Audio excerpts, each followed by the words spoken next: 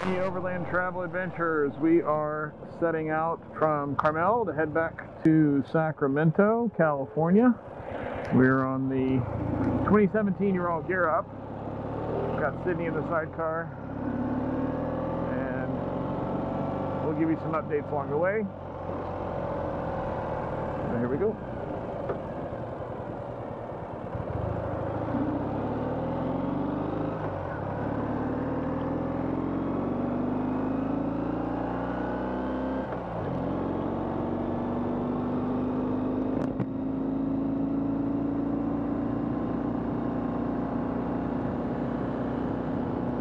It is touching 70 degrees today in Carmel, and it is February.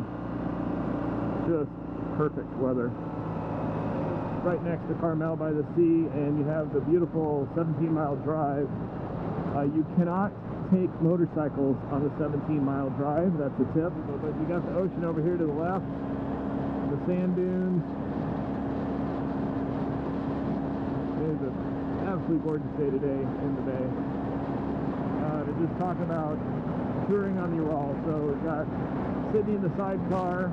So she is a freshman in high school, about 5'2", doesn't weigh that much. We've got a little bit of gear in the trunk. So I would say we're about, medium load. We could get heavier. I've been heavier, but we're about medium load.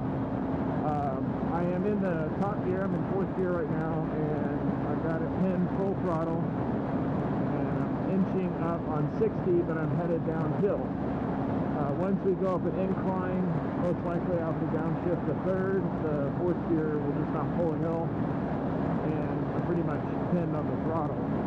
So you just gotta think about all that when you're on this bike. It will do it. You just need to be prepared to be going, 45 miles an hour up a steep hill in the mountains, or maybe slower. So about, 18-wheeler speed, as I call it, or even just on these smaller transition hills on a freeway, and you're cruising along, it's going to eat up your speed. So try and get as much speed and keep it up as much as possible, and just be prepared to always ride around with that throttle wide open. Yeah, this is where all of your artichokes are grown. Castroville. So this is artichoke capital. The next thing on the Ural is steering, just when you're touring. I'm going straight on the freeway, but you definitely want to keep both hands on the bars. My left hand, I sometimes will just hook my wrist over the bar, because it's just easier, so you're not pulling with your fingers all the time. Kind of hook it over there, and I pull with that arm, and on the right hand I'm pushing, and that will generally keep the bike straight going down the freeway. But you are actively steering this bike rather than like a traditional motorcycle where you can easily ride with one hand and steer it with one hand. The Ural is a little more work. Got mine at TriQuest Cycles, and Ski Jablonsky is a master with the Urals, and he test rides everything, and he will dial in your bike really well. And we're gonna go see him and stop and say hello and get the oil changed and have him check the transmission, or the drive shaft actually, make sure everything's in good order. So we're coming up to a long right turn. I'm going to shift my weight forward and lean in a little bit, and definitely slow down. So take it easy on these right-hand turns. That's when the car wants to fly. And the chair. And ease around the right-hand turn.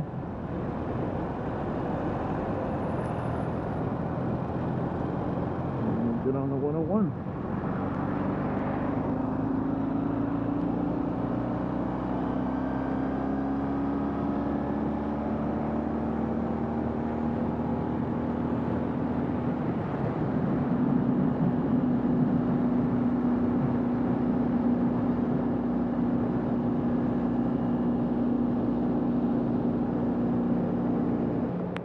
So we talked about the artichokes in Castroville, and we're headed towards Gilroy. which is the garlic capital, I think, of the world, at least in California. And we are behind a truck full of garlic. So the wind is blowing through that sucker and pulling off some of the husks off the garlic and throwing it at us. And it smells. If you like garlic, it smells good. It's a whole truck of garlic.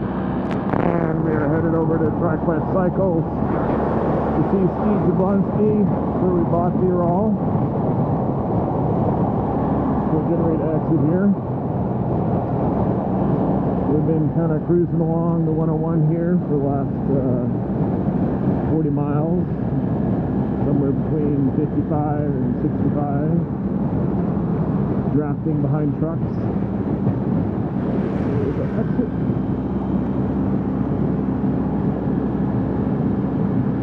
PayPal headquarters. And TriQuest Cycles shop is very small. It will sneak up on you if you're not paying attention. So it's right up here on the right.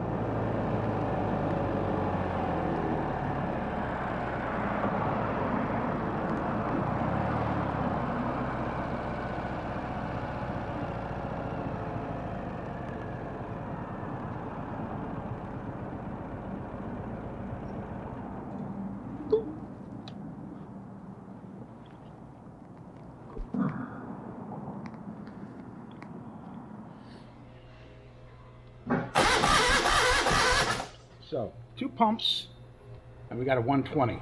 Okay. Put a couple of teaspoons of oil.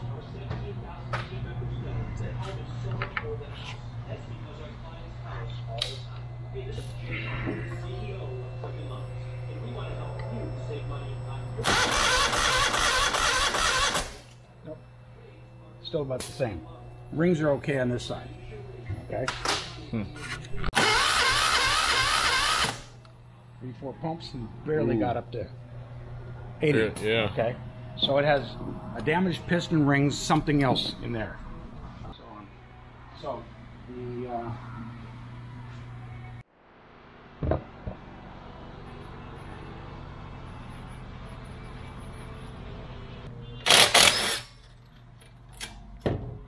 yeah, nothing major. Just What size wrench is that? 13. Okay.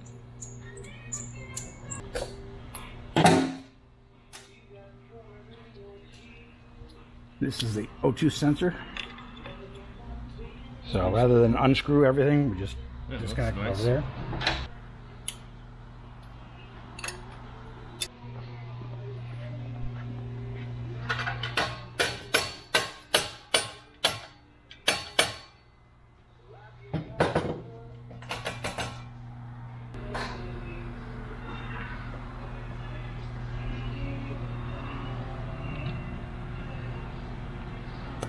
There you go. These are one of these Oetiker clamps. If you can get under the one side,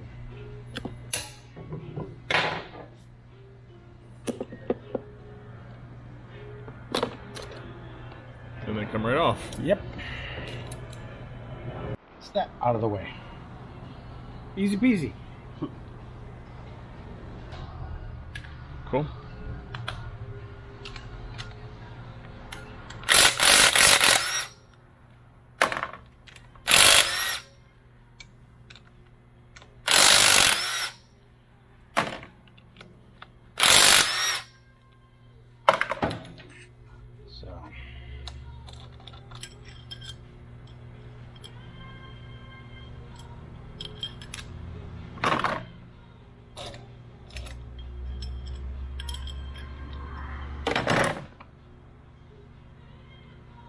So far, it's like cleaning my vanilla shotgun.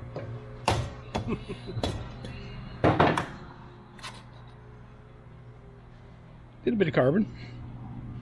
A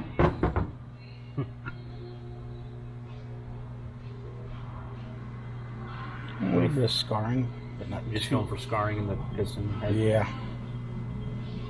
Scarring in the barrel. Gotcha.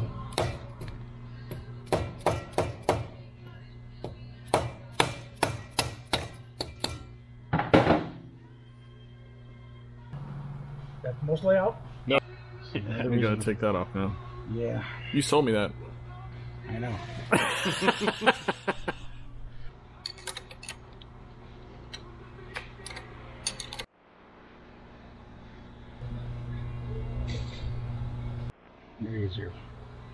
There's your problem. it's overheated.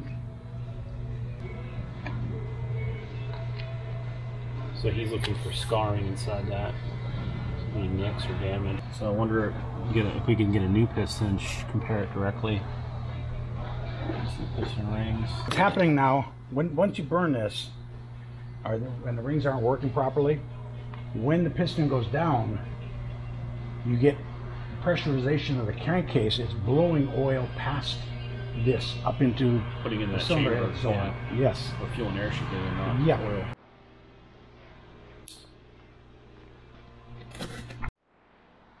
When they came up with the newest, latest and greatest pistons, they only come in the A series. So B's and C's are all going to go away over time. But if you take a look at this cylinder, It's smooth. very, very smooth. No scrapings, nothing. And on a bad one, let's see if I got a really bad one. So this one here, if you just run your fingers around inside there, you'll feel there's a little ridge right here. You can kind of see it, the different angle, but more than anything else, you can feel these with your fingers, and you drag your fingernail to kind of catch when they're really ugly. Okay. Yeah, they didn't go down past here. Hey, Overland Travel Adventures. We are here at TriQuest Cycles in Santa Clara, California.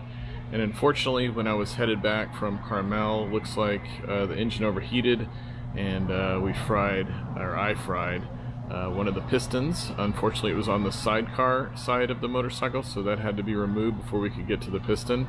And I'm working with Ski Jablonsky, who's the owner of TriQuest, and he is shutting down his shop in April.